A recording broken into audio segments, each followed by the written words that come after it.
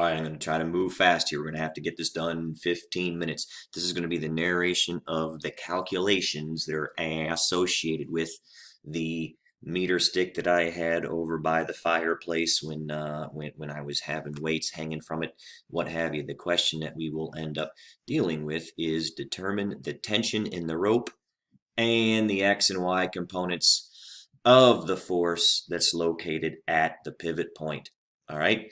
Remember from a few back, the mass of the stick was 0.78 grams, or 78 grams, sorry, 0.078 kgs. Okay, I think I used 0.078. Gosh, now you got me thinking here. I did use 0.078. That's good. All right, so this is the drawing. And the drawing then shows that section there, which is by the fire. This was just the floor or the horizontal stick that I had. This was the meter stick. That was the weight hanging from it. It was a 500-gram mass. That angle I measured to be 50. This angle I measured to be 60 that had this tension string connected to something over there. This was the mass of the stick at the halfway mark. If you remember, that was located at the 0.75, which 75 centimeters, which anyway, 3/4 of the length, okay? I have force of a hinge or force of the attachment location. They usually call it a hinge. That's why I have it as FHY. It's pushing up. And that hinge is also pushing to the right because this item, if that weren't there, would continue to go into the wall. So it's pushing to the right and it's pushing up. That angle, again, I measured to be 60. Okay, now that's not the angle we're going to do. What we're going to end up with here is starting with summing the forces in the X and Y, all right? And if you end up with more than two unknowns, then you have to use something other than addition to the F and the Y. So we will start by summing the force in the X and the Y on the stick. The sum of the forces in the X, there are only two, the hinge in the X and the X component of tension. So there's the hinge in the X and the X component of tension, which is what is in green. So those two guys then add up to nothing because this whole thing is in equilibrium, all right? It adds up to nothing. So the hinge in the X is tension in the X. If we sum the forces in the Y, there are four. There's the hinge in the Y that's positive. There's gravity here that's negative. There's tension in the Y that's positive, and there's gravity here that's negative, okay? All of those four will add up to nothing. So what we got to figure out is a way to get that angle right there so we could get a tension in the Y. All righty. What we will do is I will redraw it for you. That angle ends up being 70, okay? The angle between the string and the stick is 60. We showed that. And from the stick straight down is 50. Remember that angle from the tension to the stick was 60. And those weights that were hanging straight down made a 50-degree angle. So if that's 50 and that's 60, then to straight up, we're just subtracting 180 minus 50 minus 60. That leaves you with 70, all right? Or you could go around the horn with a series of nice shirts is what that means, a series of complementary angles. That's what this drawing is showing you. Remember, that's what I just said is 50. That's the 60-degree angle. So if I put that 50 right there to that 60, that leaves 70. But look at that. If that's 50, that's got to be 40, which means that's got to be 50, right? Because these are alternate interiors. This string is parallel to that wall. So if that's 50, that's 50. So if that's 60 and that's 50, that's got to be 70, right? That's what I mean by going around the horn, go around the triangle. Then that tension arrow or that tension line string bisects those vertical lines, the wall and that vertical. So that's 70, that's 70, all right? That's how I got those 70s. Tension in the X is opposite, so it's a sine. Tension in the Y is adjacent. That's a cosine. All right, so let's go back to the forces. The force of the hinge in the X is the minus tension sine 70 is 0. So the force hinge in the X is the same thing as that tension times the sine of 70. All right, I'm going to do the same thing for the Y. The force, the hinge on the Y, where that pivot point is pushing up, is going to be tension cos 70 minus the mass of the stick times 9.8 minus the mass that's just hanging there times gravity. 9 minus 0 equals nothing. So the force hinge in the y is the mass of the stick times gravity, the mass of the hanging item times gravity minus tension cos 70. All right? So what then we're going to say is, okay, well, gosh, I have two equations, a force of the hinge in the x, force of the hinge in the y, and I don't know tension, I don't know the hinge, I don't know tension, and I don't know the hinge in the x. So I have two equations with three things I don't know. Huh? So I need a third equation, and that's where torque comes in. All right, so what I'm going to do is show you where the torques come from, because torque is what will allow us to calculate that tension, and then that tension will then allow us to be plugged into the force of the hinge in the x, force hinge in the y to get what that is. So the reason I redrew this down here, all right, I redrew the whole diagram because the angles that we used up here, that 70 ain't going to be used when it comes to torque. All right, I don't care about that angle right there. That is gone. That was only being used when we were summing the forces in the x and in the y. Torque is not in an x or a y.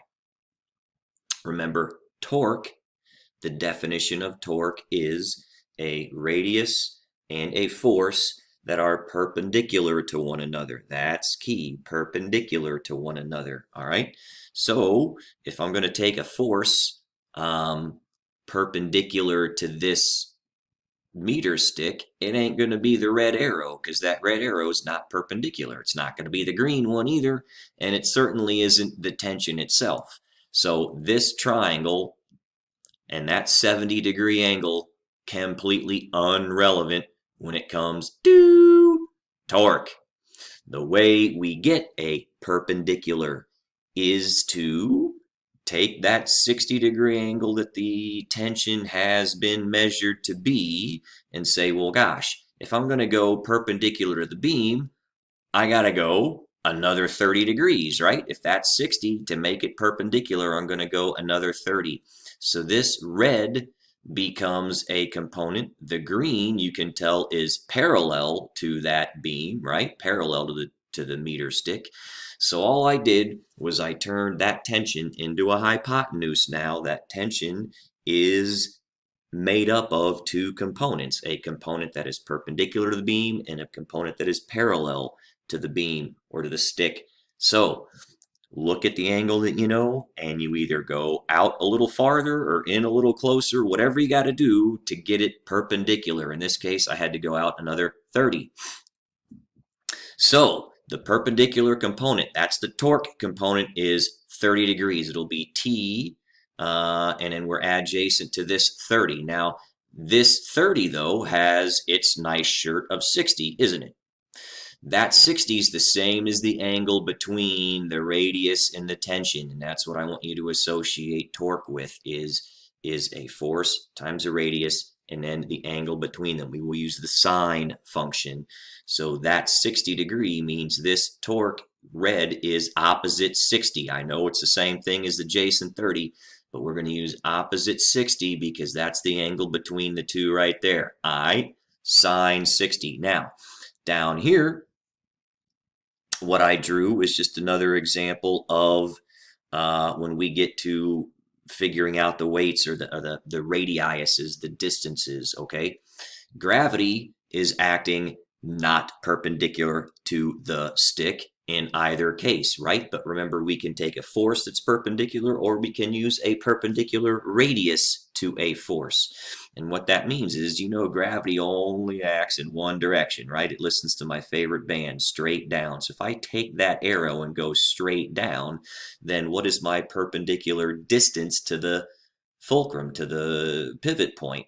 It's that leg of this triangle. It is opposite the 50, all right? Sine 50. I know it's the same thing as cos 40. We're going to use sine 50.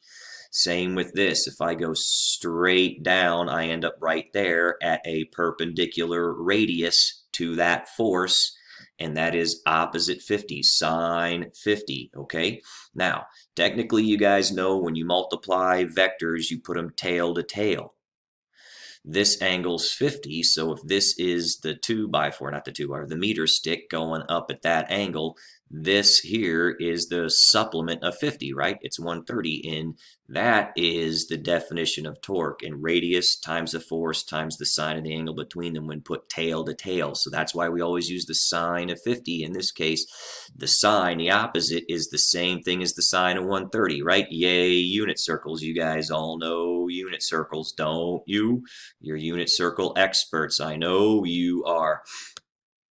So the torque, again, is a radius times a force times the sine of the angle between them. Please remember that as what torque is. You know that's what torque is. It has a direction. That's why it's a big deal to make sure you do it properly. Radius, cross, force, sine of whatever the angle is. To get the distance for the two FGs, use those horizontal distances along the bottom. That's what I just showed you. They are at the side that is opposite the sine 50. I know it's the same as cos 40, but again, use the sine of 50. Reason being, it's actually the sine of 130, okay? Put the two vectors r and gravity, in this case, tail to tail. That's the definition of a cross product or a dot product, either way. When you multiply vectors, the key to happiness is tail to tail, not tail to tip. Put them tail to tail, boom. That goes that way, that goes straight down. It's 130, and you guys all know what I said already, the sine of 130 is the same thing as the sine 50, okay? R cross F. So let's go back to the summing the torques. This is the meter stick. That's the torque due to tension, the perpendicular component of it. This is gravity of the stick itself. This is gravity weight that's hanging there. That's that perpendicular distance. It's, again, R sine 50 F, okay? Now, the torque around that is the torque of gravity due to this stick. That's negative because it's making it want to go clockwise. The torque due to tension makes it want to go counterclockwise. That's positive. I think I misspoke on that in the last one. And then the torque due to the mass, again, is negative because it makes it want to go clockwise. Put the numbers in, the gravity of the stick times the perpendicular radius. That's why I showed you the yellow lines up there, the force perpendicular times a regular old radius, and then the force gravity due to the mass hanging there times its perpendicular radius, okay? That's where we're going here. So 0.78 times 9.8, that's the force gravity of the stick. The radius perpendicular is the length of the stick over 2 times the sine of 50. I just called it L over 2. I could have used 0.5, but we're going to kill the lengths. The tension sine 60 was 3/4 of the way there. Remember, it was at the 75 centimeter mark. And then 0.5 times 9.8 times the length times the sine of 50. Okay, that's the other one. I'm going to just move all this over, isolate the letter T. I'm solving for tension. So there's all of that. I can erase this here. There's all of that. Divide by the sine 60, divide by 3/4. The tension, when you put all that in there, ends up being 3.79, okay? Practice doing the math all at once. This is 0.5 times 4.9, which is 9.8 over 2, times the sine of 50 plus 0.078 times 9.8 times the sine of 50, and I just divided by 3/4 of a sine of 60, okay? 3.79. Now I know the tension. I will go back to the sum of the forces in the x and in the y. Sum of the forces in the x, again, was the force of the hinge in the x minus tension times the sine of 70. Remember, that was our original triangle, was 70. And that tension, we just got to 3.79 times the sine of 70. The hinge in the x is 3.56, okay?